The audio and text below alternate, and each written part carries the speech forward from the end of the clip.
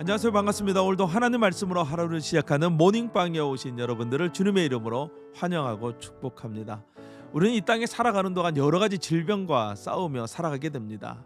가벼운 병에 걸리면 약국, 아니 편의점에 파는 약으로도 충분하지요. 그러나 그 병이 심각하면 심각해질수록 더 큰 병원으로 가야 되고 더 많은 약을 복용하며 또 복잡한 치료의 과정을 겪게 됩니다. 때로는 어떤 병을 고치기 위해서 우리는 아직 시험 단계에 있는 약을 복용하면서 우리의 목숨을 담보로 걸어야 되기도 하죠. 또 어떤 사람은 수술을 통해서 그 병의 근원을 제거하는 위험도 감수해야 됩니다.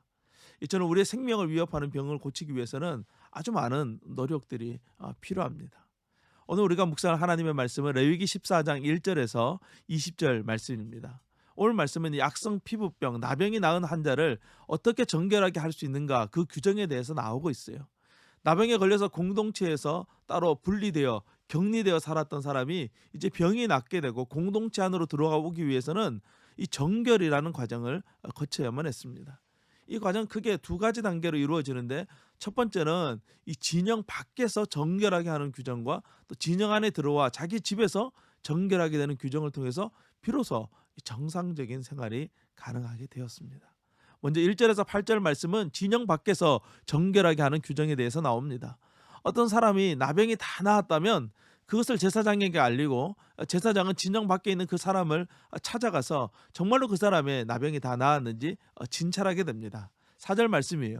제사장은 그 정결함을 받은 자를 위하여 명령하여 살아있는 정결한 새 2마리와 백향목과 홍색실과 우슬초를 가져오게 하고, 제사장은 이 가져온 새 1마리를 잡고 또 다른 새 1마리는 다른 새의 피를 묻혀서 풀어주고, 또 나병 환자에게도 그 피를 뿌리고 옷을 빨고 모든 털을 밀고 몸을 씻은 후에 비로소 자신의 집으로 돌아올 수 있도록 했습니다. 그러나 그가 돌아와서도 여전히 7일 동안 집 밖에 나오지 못하고 자기 집에서 격리되어 있어야 합니다. 다음은 9절에서 20절 말씀이에요. 집에서 정결하게 하는 규정입니다. 7째 날 모든 털을 밀고 그 사람은 옷을 빨고 다시 몸을 씻습니다. 그리고 8째 날에 흠없는 어린 순양 2마리와 1년 된 흠없는 어린 암양 1마리, 또 고운 가루 10분의 3 에바에 기름 섞은 소재물과 기름 한 녹 0.3리터를 가지고 속건제, 속죄제, 번제를 하나님 앞에 드리도록 합니다.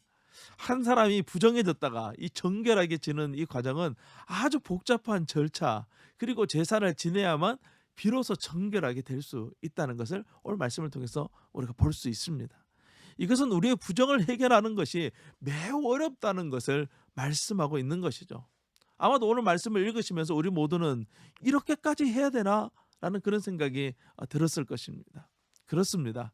이렇게까지 하지 않으면 그 사람은 공동체로 들어올 수 없고 그런 영원히 진영 밖에서 살아야만 했습니다. 그래서 이렇게까지 해서라도 그 사람은 다시 공동체 안으로 들어오기를 원했던 것이죠.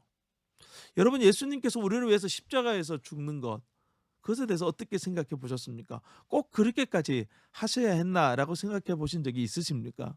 우리는 예수님의 십자가 사건을 너무나도 당연하게 생각하곤 합니다.